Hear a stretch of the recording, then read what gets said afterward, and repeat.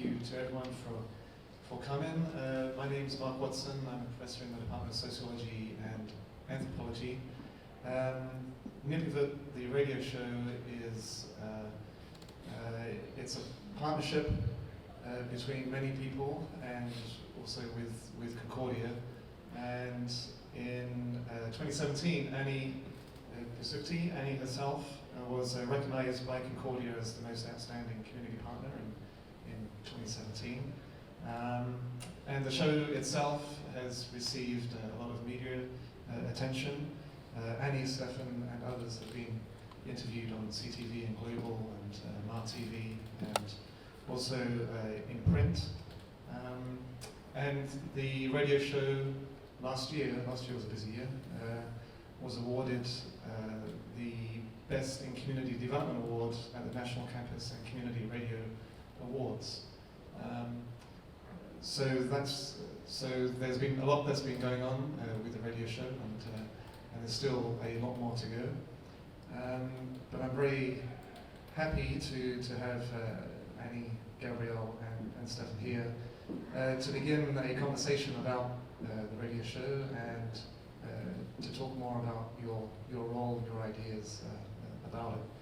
But before we do that, can we just introduce yourselves to everyone? Can you just say a little bit about yourself, where you're from, how long you've been in Montreal, those things. Annie, would you like to start? Hi, my name is Annie Pisukti. I've been living in Montreal now for 38 years. I'm originally from Nipivut.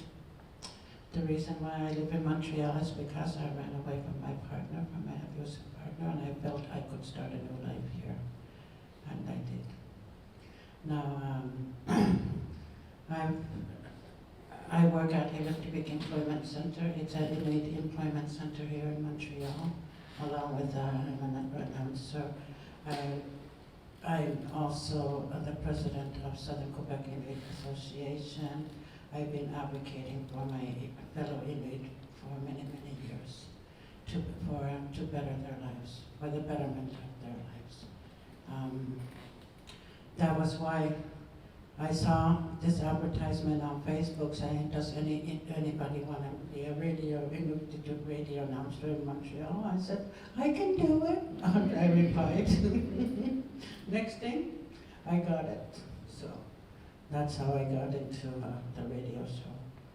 I enjoy it. I'm the voice for the Inuit here in Montreal. I feel that I'm the voice for the Inuit of Montreal. This is why I do it. Nakome. Hello, my name is Gabriel Uqaituk. I was born and raised here in Montreal, and my mother's from a village called Povolituk in Nunavik, and my father's from Kamilsuk.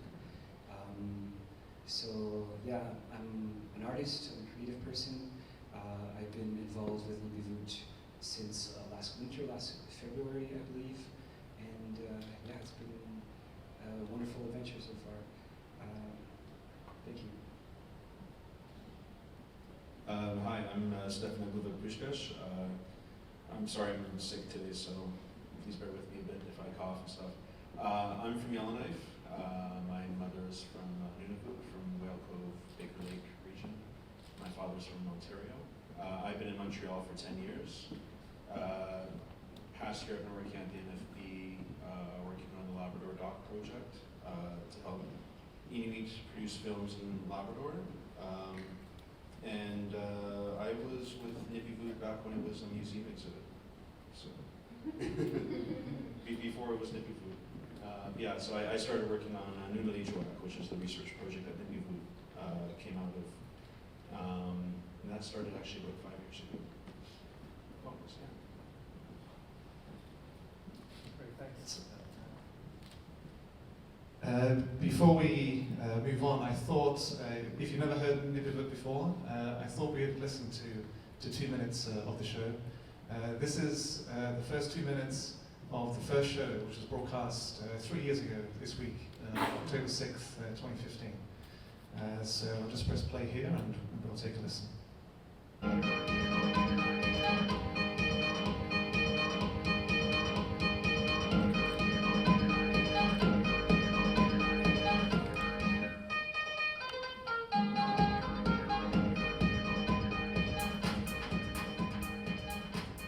Ai, ani Pisuktie mga, Nipivut matunga sa witsi. Sibuli pa siya may mantra may nalaw ta katalangan na kata inut titok damit inam nut mantra may utak nut tuhanga yamit. Hello, my name is Annie Pisukti. Welcome to Nipivut. This is the first radio show for the Inuit in Montreal by Inuit in Montreal. For many of you non-Inuktitut speakers who may not understand what Nipivut means, it means our voice. We chose this because this is what the program is about, the voices of Inuit in the city, in other southern cities and across Inuit Nunangat, which are the Inuit lands and seas of the north. This show will give Inuit an opportunity to speak about their experiences, ideas, visions, and hopes, as well as challenges and solutions moving into the future. This show, we think, is a chance to bring people together, to get a conversation going about Inuit life in the city. Of course, Nipivut is also a chance to have fun and highlight some of the great Inuktitut music, art, and culture in Montreal, alongside people in different Inuit organizations. We hope that through this show, we can also help build a better relationship between Inuit and Khanlunat in Montreal.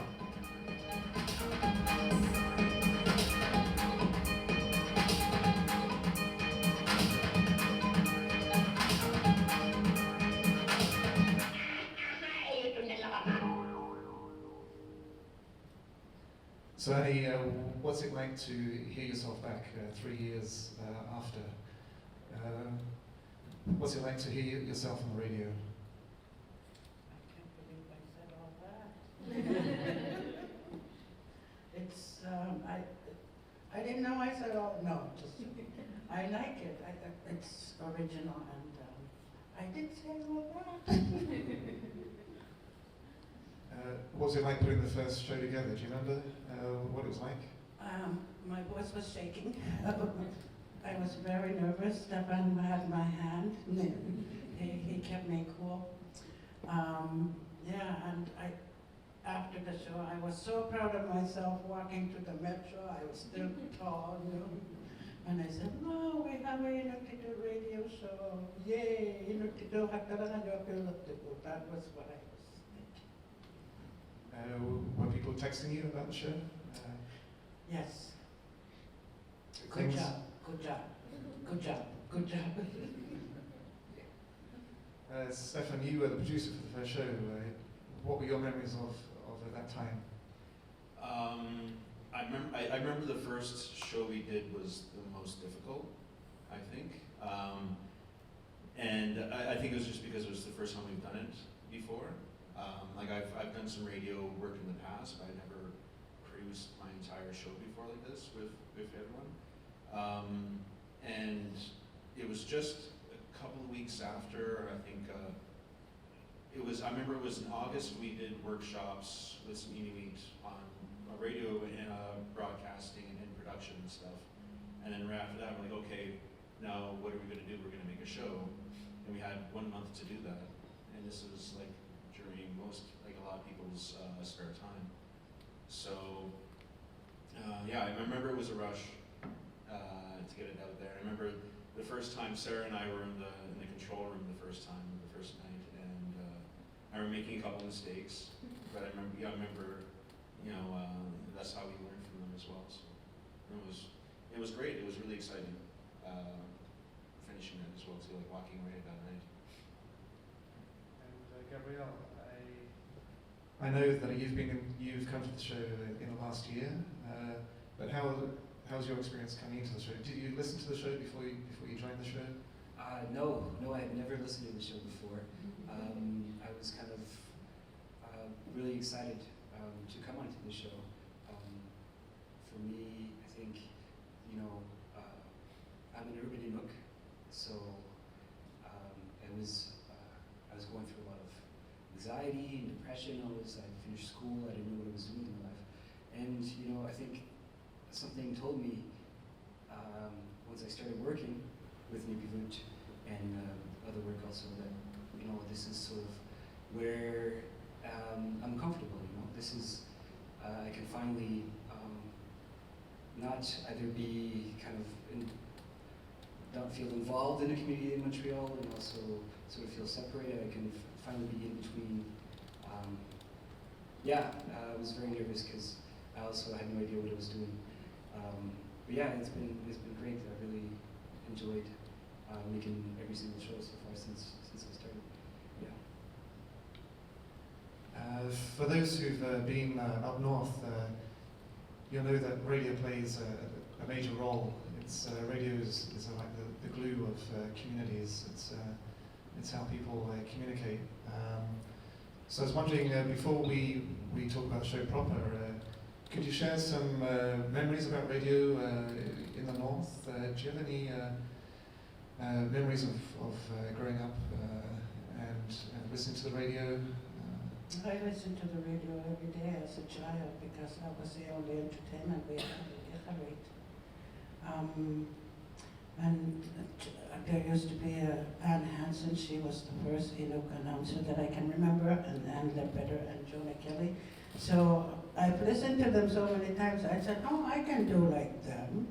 So that's what I did, and that was the only way of communication up north. Like, you want to send a message, you call the radio station to send a message.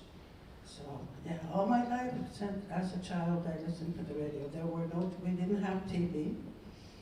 Until 1970, we finally got TV, but before that, there was no TV, so just radio.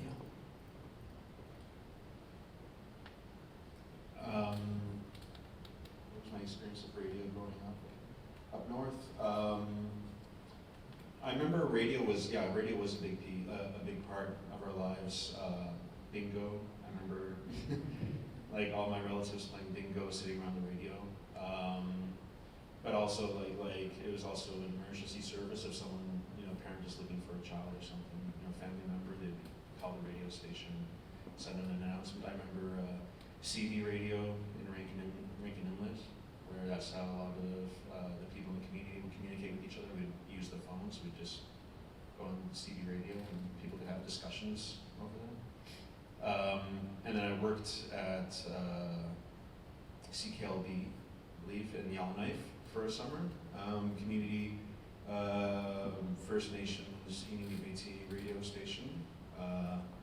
And I remember I was a summer student back then. I would just go on the radio for fun, and especially since sometimes some radio hosts wouldn't show up, and I would just, they switched it to a sister channel, and but I just thought, like, well, this would be kind of a fun opportunity to do my own thing. So that was one of my first experiences with radio, and then I found out later on from a friend of mine that he's been working out in the diamond mines, and that's the only thing that they listen to. So I didn't know that all summer he was listening to me play music and talking stuff. So yeah, that was some of my first experience with radio. My own experience was when we go for Christmas. We used to go every Christmas to Gabriel Uqaituk to visit, and that was a chance for me to see my grandmother, all my family, all my infinite amount of cousins, almost. And the radio is just a presence there. It's just constant. As soon as you arrive, there's a radio at the airport sometimes playing music, and I'd sometimes hear our family's name presented, I guess because it was Christmas time, everyone was saying hellos and all that. And I always remember going to my great-grandparents' house and have the radio very, very loud because they were about 90, 95 years old, so we couldn't hear it, but they still needed the radio. So that was, I think, it seems like a normal thing. There's kind of a subconscious thing that was everywhere, in every kitchen, in every family member, on mosquitoes, yeah. So on that clip there, we heard a bit about the project of Nipivut, its role and its purpose, and it's been on the air now for 3 years. But maybe could you expand a bit on the purpose of the show, its role, its idea, and maybe over the last 3 years how things have maybe changed.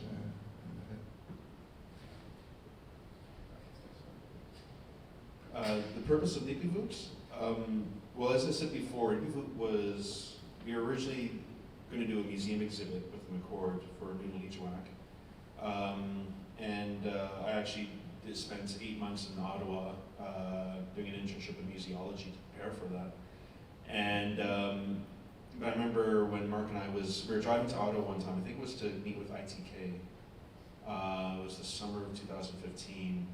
And things were really working out with McCord because there were a bunch of things happening there, renovations and a lot of internal stuff happening. So we just thought, like, well, what can we do now with the research project? And then I remember saying that, Iqaluit has a French radio station. Why doesn't Montreal have an Inuit radio station? And then we started talking about all the different things that radio can do. Because when you think about the different outlets, the media outlets in the city in southern Canada, there's not much media outlets and broadcasters for the Indigenous population. And the ones that are around are more for First Nations, and there's even less than for the Inuit population. So that would be a great way to try to connect the Inuit in the city of Montreal, because unlike Petite Italy, unlike Quartier Chinois, there's no physical space for the Inuit community in the city. So having an online space, a space over the airwaves, would be a great way to connect the Inuit. And at the same time, this would be a great way to connect the Inuit in the south and the cities with our friends and relatives in the north. And then there was also an aspect of connecting Inuit with non-Inuit in the city as well too, because this is public airwaves, so anyone can listen to this stuff. So we're really trying to put 3 community radio shows into one. So, sorry, what was the second part of your question? That was, yeah. But yeah, it was a lot of it was just to connect us, but also to find something that we can do, that Inuit can do, that we can train Inuit as well too, and hopefully make it into something where something we can develop, important skills and experiences that can lead to other jobs as well too.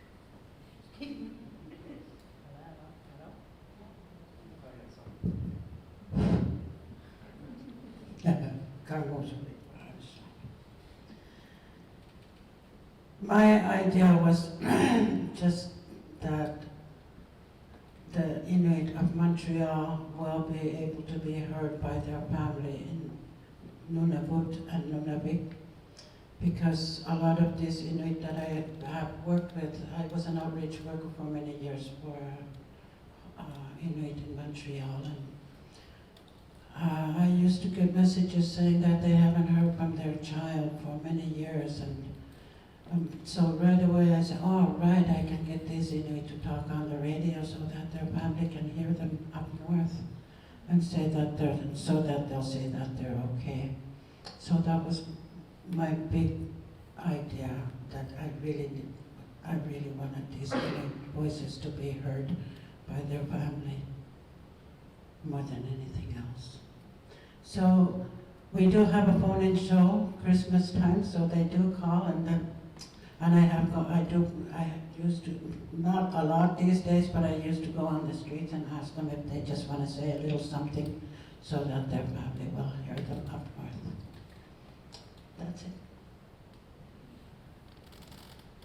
And over the years, the show has been a way for Inuit in the city and elsewhere to tell their own stories. It's been radio produced by Inuit for Inuit, told by Inuit. Could you maybe expand on that a bit? Expand on the importance of having Nipivut as that kind of outlet for people to tell their own stories? Gabriel? Well, there's one thing that I've noticed over the past year, especially. There's a wonderful indigenous movement that's happening all over the world right now. People are more interested, we're being more vocal. And then there's a lot of Inuit that are moving to the city. I think it's about now 30% of the Inuit population that's moving to the south. And so, like I think Stefan was mentioning earlier,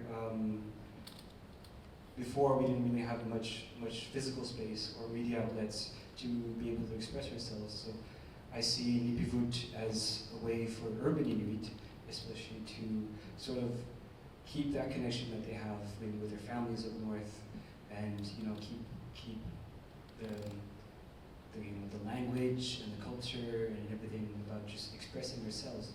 Having the ability to freely express ourselves as urban Inuit in the city, I think Nipivut is a great way for that. And also to share ideas. I think one of the things that I love the most about being involved in Nipivut is interviewing all these Inuit at all these events and being like, oh wow, you know what, I'm not alone anymore. There's another artist, or there's this person that knows how to do this thing, and you sort of become more aware of your Inuitness, your urban Inuitness. Yeah. I thought, again, to give people a better sense of the show, I thought I'd also show, or would show, a news report that APTN did in 2015-16. It's a 2-minute piece that was shown on the national news on APTN. And again, this will provide everyone with a better sense of what we've just been talking about.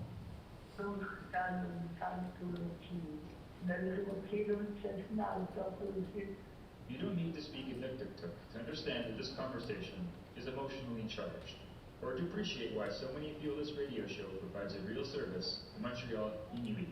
It's always easier to speak your own language so that you can explain yourself better, right?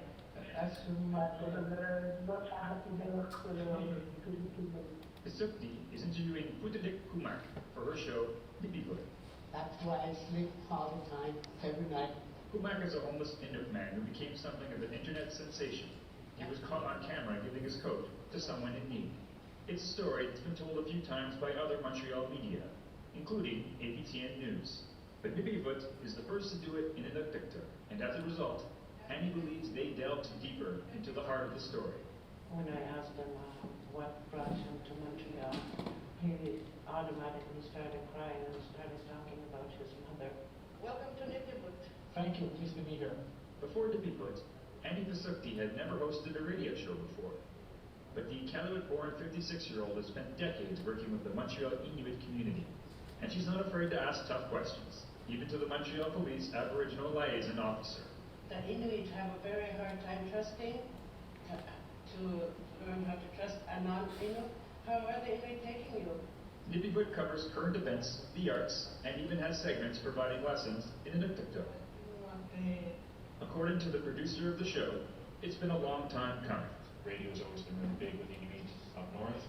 There was a report done about 10 years ago in Montreal where a bunch of Inuit community members, amongst other things, they said, we want our own radio show. Although Montreal has the largest southern population of Inuit in Canada, the city lacks an official gathering place for the hundreds who live here. A group of Puskas hopes that Nipivut can help fill that void. We don't have much funds, and one of the biggest things is, Inuit in Montreal want a community center. We can't afford that. But we can't afford a radio show. Wow, that was emotional. Nipivut can be found online at soundcloud.com. Or it can be heard the old-fashioned way, every second Tuesday at 6 p.m. on 90.3 CKUT in Montreal. Tom Fenario, APTN National News, Montreal. What was really one of the interesting things about that story is how Nipivut has been driving stories towards the mainstream media, stories that had been covered, but covered in a different way, but Nipivut was able to cover them from a different perspective, in a more perhaps meaningful perspective. Do you remember that story, Annie? Could you talk a bit more about that?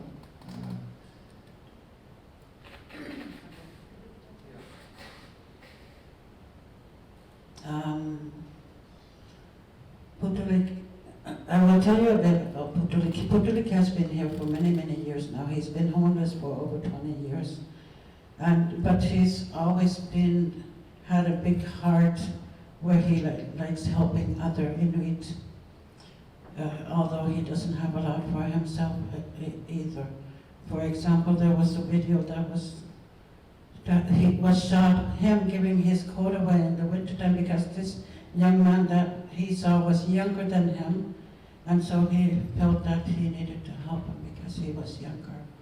So that's how, and I know Putulik all my life. I know his mom's my cousin, so yeah, that's how I wanted to interview him in Inuit so that the Inuit will also understand what he did, because there were videos and in the news and it was all in English, so I wanted the Inuit to understand what he did for this young man. I think that's it. Yeah, and one of the things that the show has been doing has been to challenge stereotypes of Inuit in the mainstream media, and this is a case in point.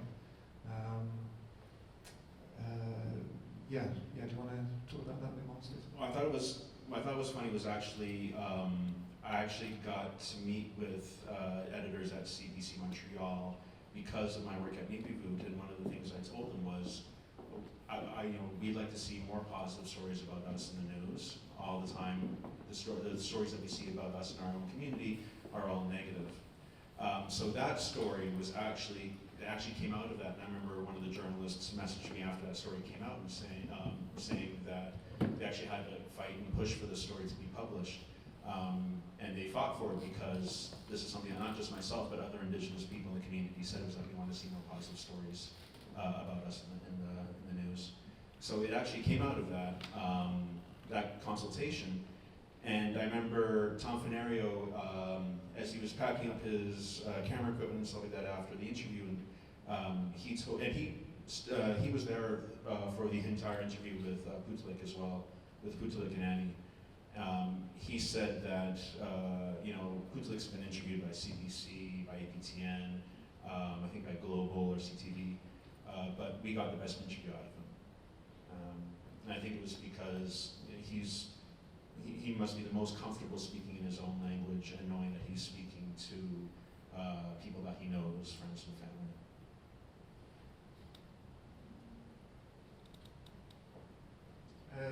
Maybe one more question, and then I can open questions up to the audience. Because I've been involved in the show also since it began, we've talked a lot about how community radio can be a force for social change. But maybe one question I would like to ask you, that over these last three or more years, how has the show changed you? We always talk about how radio is supposed to change other people and change situations. But can you tell us how being involved in Nipivut has changed you over the last few years? A few more grey hairs, probably.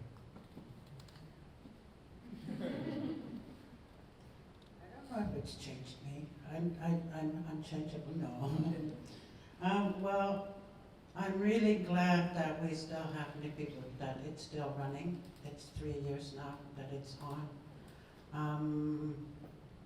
And I like it when the Inuit that I meet on the street say that they listen to my show and they really enjoy it because it's in their language. I don't know if I've changed. I don't know. I don't change much. I'm still me. I don't brag about it. I rarely talk about it, I'm not the type to do that, so I just do it because it is for, like I said, for my people, so that they will have a voice and they can listen to their language on the radio and listen to good Inuit songs also.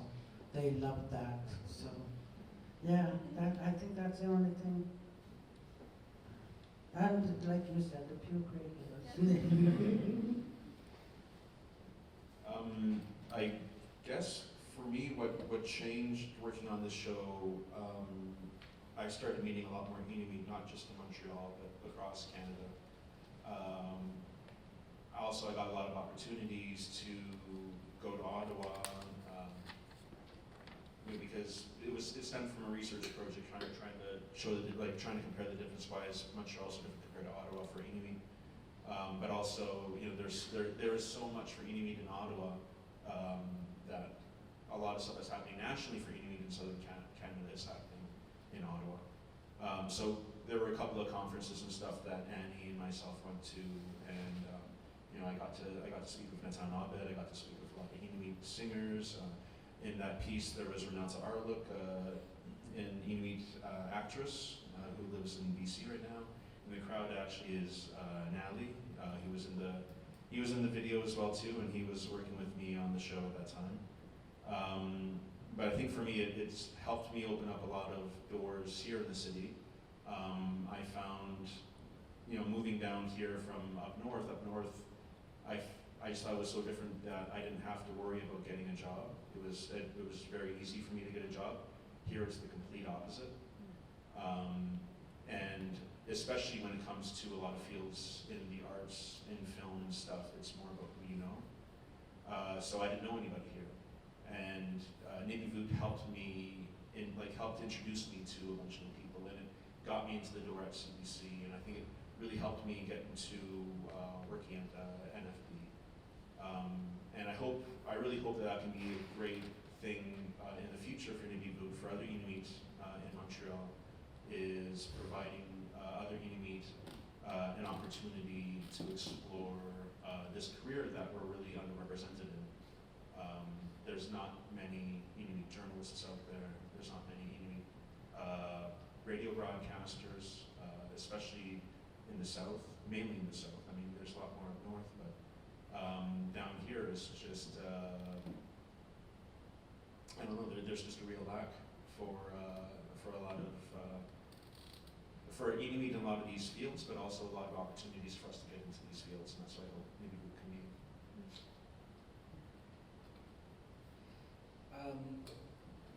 Well, for myself, I think it sort of helped me establish my identity, who I am as an urban Inuk.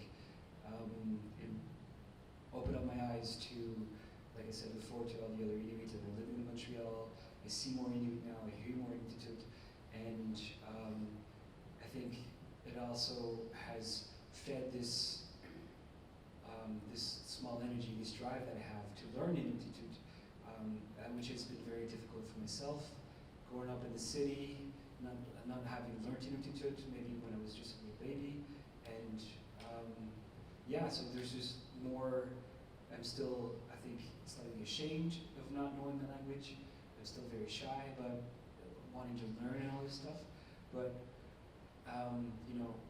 being involved, being a producer in this show, and realizing the importance of having Inuit in the show, I think has helped me sort of take a step forward and be like, okay, you know what, I can learn Inuit now. I should be taking the steps to learn Inuit. And it also, for me, it was like opening a window. There's also so many other Inuit in Ottawa, like they're saying, they're going through the same thing. There's also, what's his name, in St. John's, there's a Inuit radio host, and he's been very inspiring. Yeah, Angus. So it's been kind of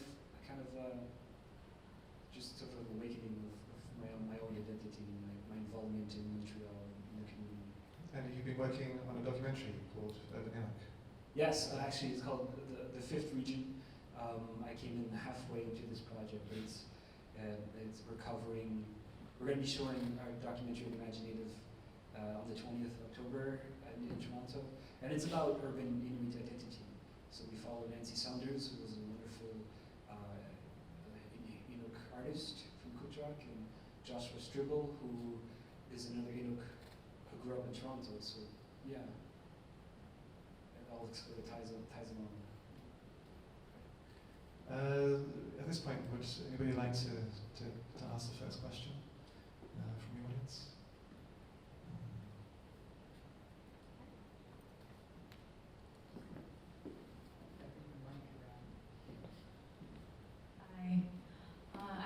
question about the museum exhibit that the radio program was initially intended for. So you mentioned the McCord Museum. What type of exhibition did you have in mind, or what would you have curated? What were some of the things you may have curated or thought about including in this particular exhibition? It was a while ago. I remember I put together a whole proposal for an exhibit, and I think the response I got was it was too much. Well, it was part of Nunalijuak, was a research project about Montreal Inuit. Why is Montreal so different compared to Ottawa, where Ottawa has so much for Inuit? Housing program, jumpstart program, also, what was it? Nunavut Sibinuksubut program to help Inuit get into college university. They've got a community organization there as well too, Tumasubinat Inuit. And an Ottawa Inuit Children's Center. Anyways, they got a lot of stuff there. Here in Montreal, up until recently, there hasn't been much or anything. There's been a few organizations kind of come and gone.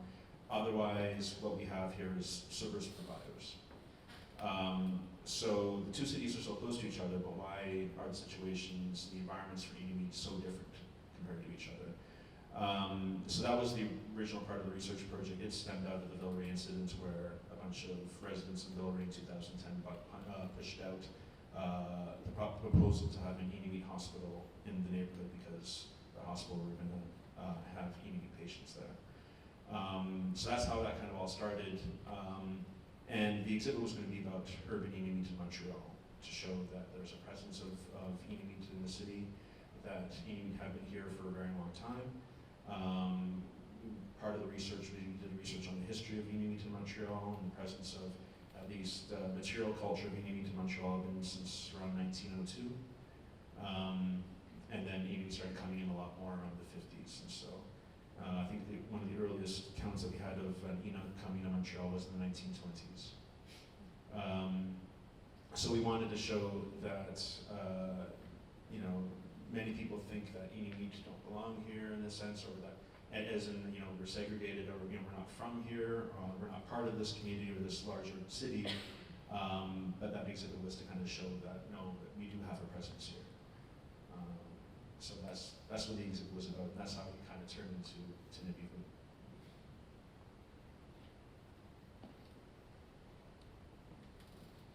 Any other questions? Yes? Thank you. I would love to hear more about the process that you use to produce your shows, how you make the decisions about who to bring on the show, what to cover, and so on. Well, I can talk about what it was like at the beginning for the first 6 months. At first, sometimes it was just like, we need to get a show. And we need content. I remember there was a couple of times where it was even just like, we had some interview scheduled and stuff, and then that person just went missing. And then I turned to Annie and like, we need to find someone. And then Annie would just like, okay, I think I have someone. And then she'd get a phone number, and then we interview someone for the show. I mean, that's what it was like at the beginning. And then after I left, what I heard was that, I heard that numerous times from David, producer that took over for me afterwards, was that they got too much content. There's too much stuff happening, there's too much stuff going on. So the type of stuff that we chose, I guess, like a lot of it was kind of topical. I wanted to have stuff that would appeal to Inuit and to non-Inuit. That's how we also had Inuktitut lessons as well. And we try to kind of pair that when we can with actual Inuit programming. I remember it was just a funny coincidence. I think the first episode we had Inuktitut lesson, where people, you're being taught like, what's your name, and my name is. And then right after that we did a segment where Annie was going around talking to people in the community like, hey, what's your name? And I know my name is, So I thought that was a really great coincidence. But yeah, our shows are mainly programmed, we pre-record everything. We do live to tape interviews in the studio, like in CQT, or we go out on location, we got like little just sound recorders that a couple of us have. We just go out to locations, events that are happening that we think maybe of interest for Inuit, that showcase Inuit. You know, sometimes there's some event happening, there's no Inuit around it, there's no Inuit in the audience at all, but maybe it's an Inuit performer or performers. So we try to do anything that's related to Inuit. And even the theme song for the show is actually a remix by Joano Inutik. He used to be called Mandesco. He's a DJ and artist, Inuk artist here in Montreal.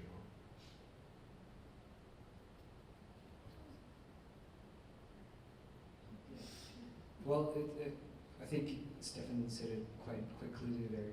Basically, when I started, it was kind of like go out and do your thing. It was kind of nerve-wracking, but it was great.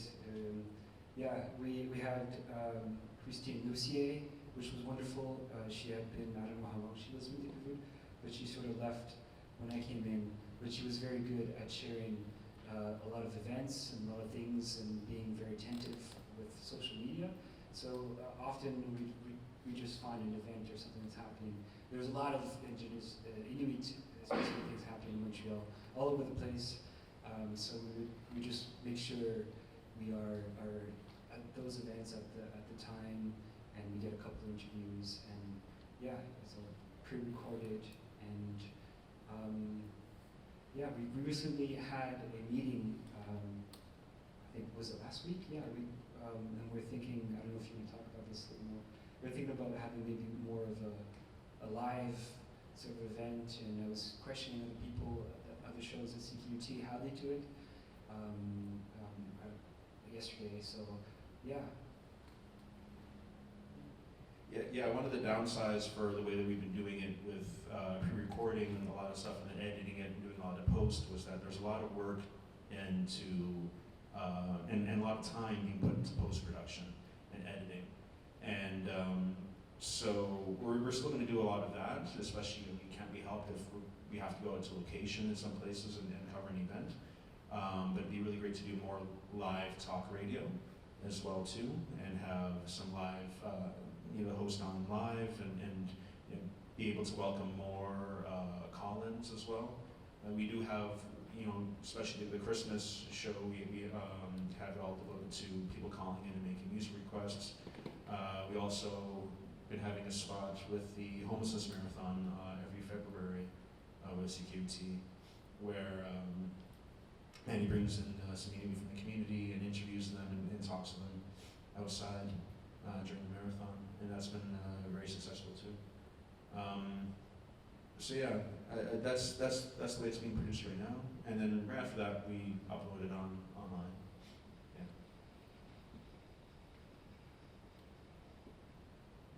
Another question before I have a couple more? So anybody have any questions, or we can just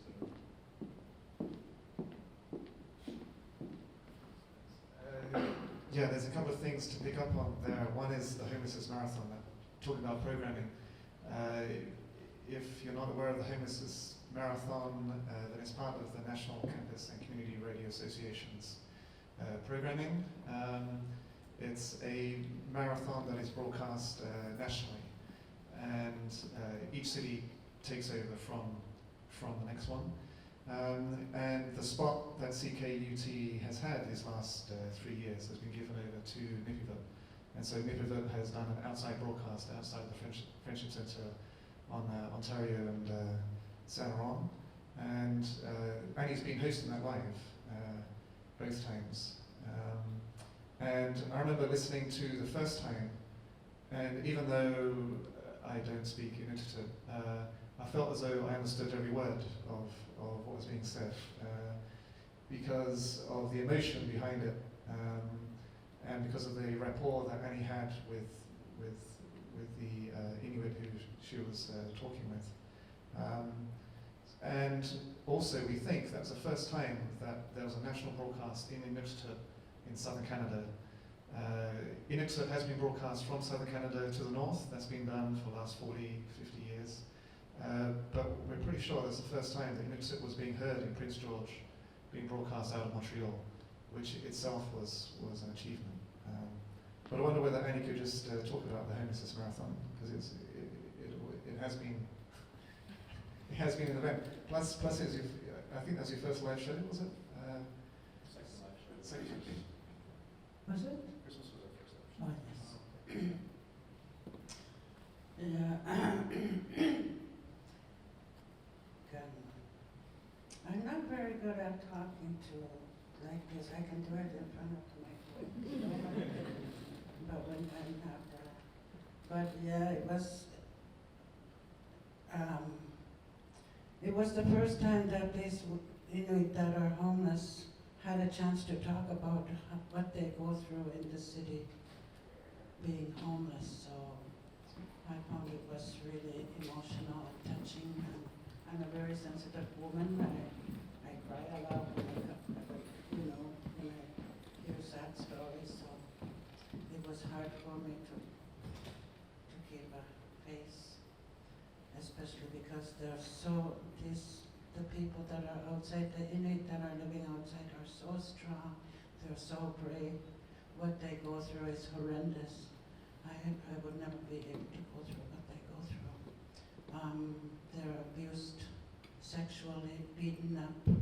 I mean, there's so much that we don't hear what is happening to these Inuit out there. So it was good that they were able to talk about what they go through daily, which they never do. So that was good for them, I guess, and for me to listen and understand.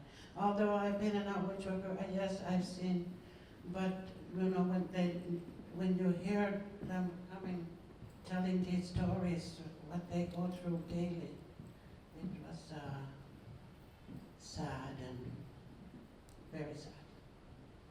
But I was happy they were able to talk about it. And we also have Charlie Tumik that comes. He was homeless for many years, but now he has a place, but he is from Nunavik, and he is a professional singer, but he was homeless for many years, so I had him the first year and the second year, and he sang in Inuktitut live, so I had an audience out there. It was so cool. So that was, so hopefully we'll have him again, but I'm not sure. Thanks. And there's something else that's been coming back, or a point that we'd be coming back to is connecting North and South. And so how technologically does the show bridge that divide? Because we know that there is a digital divide, that the North, that communities in the North don't have the same kind of access to media or to the internet as we do in the South. If communities do, then often the speeds are much lower. It's very expensive, and I know that the show has tried to bridge that divide.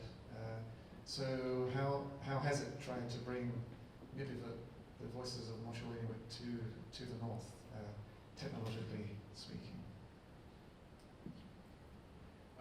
Well, from very early on, I think it was just within a couple of months of us starting our show, we had, I think it was CFRT, Sefret. It's the French radio station I was talking about in Iqaluit at the very beginning. They actually contacted us, and they wanted to rebroadcast our shows on their airwaves. So as far as I know, it's Sefret is still rebroadcasting our shows in Iqaluit. We also have been uploading our shows to Isuma TV. It's isuma.tv. And we're just kind of piggybacking on Isuma's solution, I guess, is where they have servers in every community, and you can upload content on there, and people can view them freely in the communities.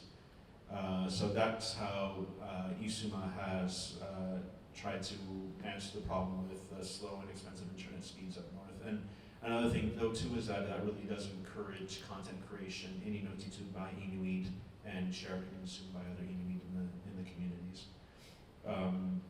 So that's another way that we do it as well too, is we have a presence on Isuma.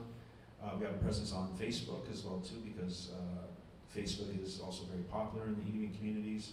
A lot of Inuit communities have their own private Facebook groups that only people in the communities are allowed to be on. So and there's a lot of other Facebook groups too. One of my favorite is Inuit Memes. So we have a presence on Facebook, and we also upload our shows. We're uploading them to SoundCloud, and we share them through Facebook. So that's the way we've been. Unless something's changed, unless you guys have another announcement, but as far as that's what we've been doing. Maybe one last question, or maybe split into two. First part is thinking about Nipivut and the kind of archive which we now have on SoundCloud and on Facebook, and the kind of voices which we've been able to record over the last 3 years. And it's beginning to, we could think about it as, you know, beginning to document history, Inuit history in the city. Do you think that Nipivut moving forward can really play an important role in making history, in creating a Montreal archive for Inuit voices? I believe we already have made history. This is the first Inuktitut radio show in Montreal, so this is, we have history now. I believe that it's going to keep on going as long as we are still going to work. Or, you know, but yeah, it's going to keep on going. I hope it keeps on going. I want it to keep on going. So we already have made history. And maybe that's the second part to the question, is the future. What's the future of the show? We know that as part of the bigger project, Ottawa has asked for us to export the show to Ottawa and to help Ottawa set up its own radio show. Yeah, Ottawa wants their own radio show as well too, the Inuit community in Ottawa. Yeah, and I heard some Inuit in Edmonton are interested. And I actually interviewed Angus Anderson, I was around 2.5 years ago or so. And he went off and he started his own show as well in St. John's.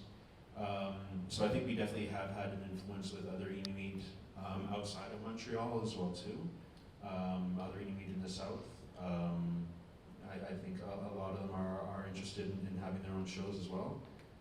Because I mean, over 25% of Inuit in Canada do live in the south. And yeah, I think it'd be really great to grow to other cities, but I think it'd be really great to grow here. As I said before, I think we really have 3 shows in one. We're trying to reach different audiences who all have different interests, I guess you'd say. And then there's the language barrier, where we're trying to operate an Inuktitut radio show in an environment that only, mainly only accepts English and French programming. We kind of get around that because we share we share the time slot with another radio show, Native Solidarity News, that is primarily only in English. So because of that, we share that time slot. We're able to do more programming in Inuktitut. So I think that's one of the challenges here, is that we have to operate an Inuktitut language program within French and English institutions. I think a pipe dream of mine would be that we could have our own indigenous radio station, not just for Inuit. We can have Inuit shows, we can have Mohawk shows, and Korean Innu shows. And then we could have something like a signal just for ourselves, that we could produce our own content, and then we could have multiple shows as well too, for older audiences, younger, because there's also not just the language barrier between Inuit and non-Inuit, but also generational as well too, I think. And in some ways, a lot of Inuit growing up in the city are not being taught and not growing up around in their own language as well. So, I don't know, that's a lot of big dreams for me is I'd like to really see it grow and expand. Yeah, the future of Nipivut. I think I like this idea of technology and the future for Inuit especially, and I think Nipivut would probably be at the forefront of that. I think the more we move forward, I think the more opportunity, or the more it looks like we're going to keep growing. And I really would like to see like our own station, and not only our own station, but I think a whole platform where younger generations of Inuit, or Inuit in general, in the South, could come and work for Nipivut and train and learn all these skills. There's so many skills you can learn by producing radio. You know, you learn to socialize. You need to know the person you're interviewing. You learn how to use technology, the internet, consoles, editing, computers, all these things that could benefit our culture, and not only in the South but in the North. So I think I would like to see the future of Nipivut as sort of this platform of people, because we don't have universities or colleges in Nunavik in the North.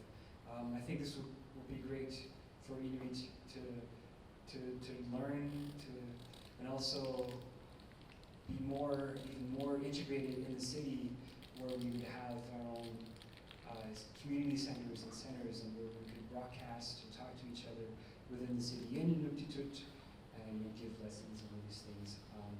I see it as, I think that's my idea of the future for Nipivut.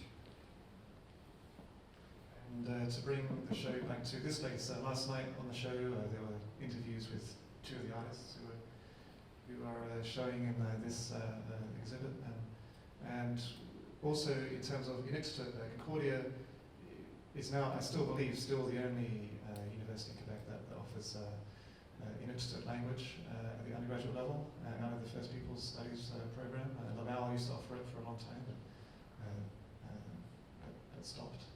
So there are opportunities for students to learn Inuktitut and apply their learning by listening to the show.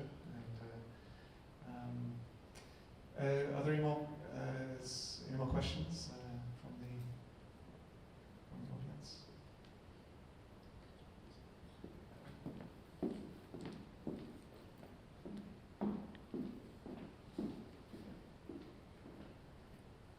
I was just wondering if you could share like any interviews or memories from the show that you're just proud of.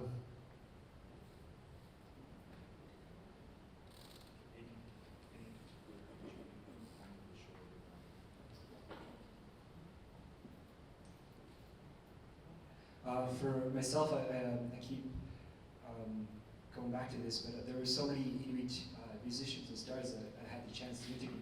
I think my favorite one has been Kelly Fraser, and over the phone. I think it was like the easiest interview I've done, and she had so many great things to say, and it was really nice to have kind of like a nice feedback going. A lot of the times when you're interviewing people, it's really hard to get feedback. People like myself also were very shy. So, and she just kind of opened up, and it was like a 40-minute interview, and it was very interesting. Kelly Fraser for me.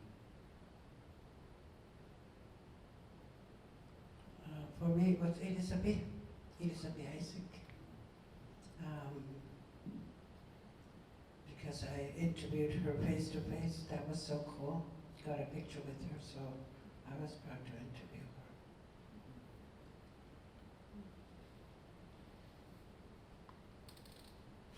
her. I guess one memorable interview for me was one of the first ones with Nina Segalowitz.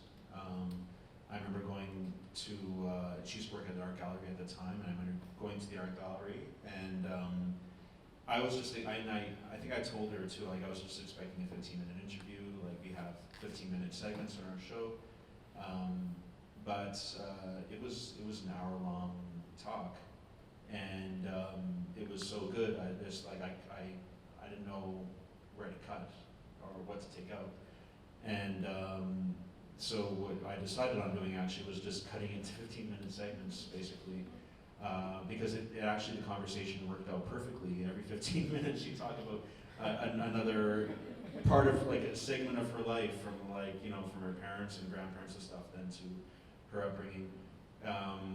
But yeah, I thought it was quite funny, because I remember I was just thinking that, like, afterwards, like a year afterwards, I'm like, wow, like, Nina's getting a lot of coverage right now, because she, you know, one of the things that we talked about in that interview was how she is a survivor of the 60s scoop, and talked about her experience with that, and how she, you know, found out about who she is, and her family, and reconnected with them and stuff. And then, like, a year after, I remember seeing her in the news a lot, like her story about that in the news a lot as well too. So I kind of thought, like, I wonder if we had any influence in that as well too, if, you know, maybe CBC or other outlets are listening, you know. So I really like that story, because I thought it was and I believe it's the first 4 episodes of our show. You could hear each 15-minute segment pretty much. Yeah, I was really happy with that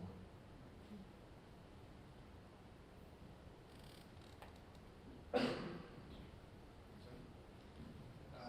I just wanted to add, I think that also every time we finish our show, you know, it's I think that moment of relief has been very, very nice. You know, it's been very stressful, kind of like rushing around and trying to edit things, and people are missing, and you know, so many things can happen that can go wrong.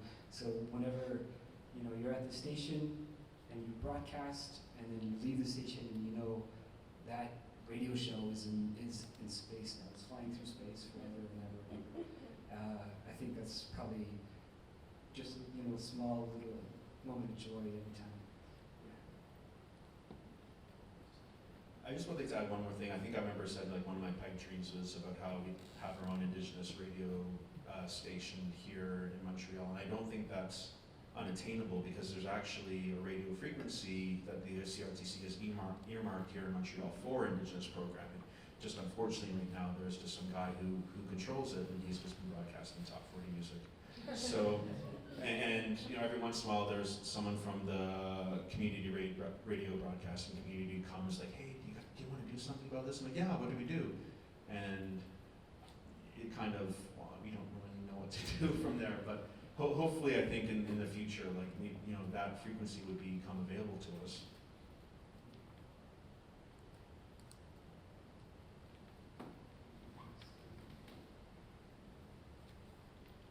Just the last thing that I would add is, as from the academic side of things, and being part of the research project out of which Nipivut evolved, there's a moment last year when I had a message on my office answering machine. It's usually wrong numbers,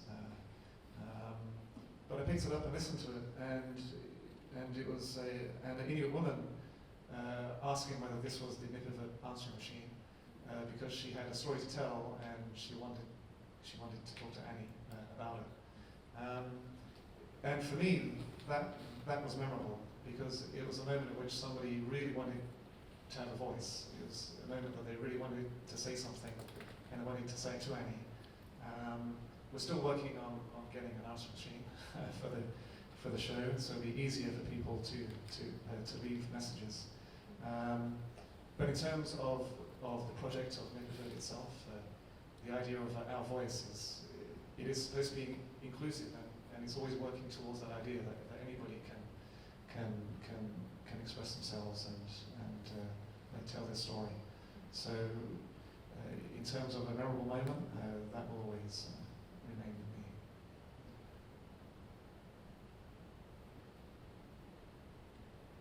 No, so I think it's been well over our time. So I very much appreciate Annie, Gabriel, and Stefan for making the time for coming, and for yourselves for making the time to come on a rainy, cold October day, and for Robin and for the gallery for also organising this opportunity too. So thank you very much.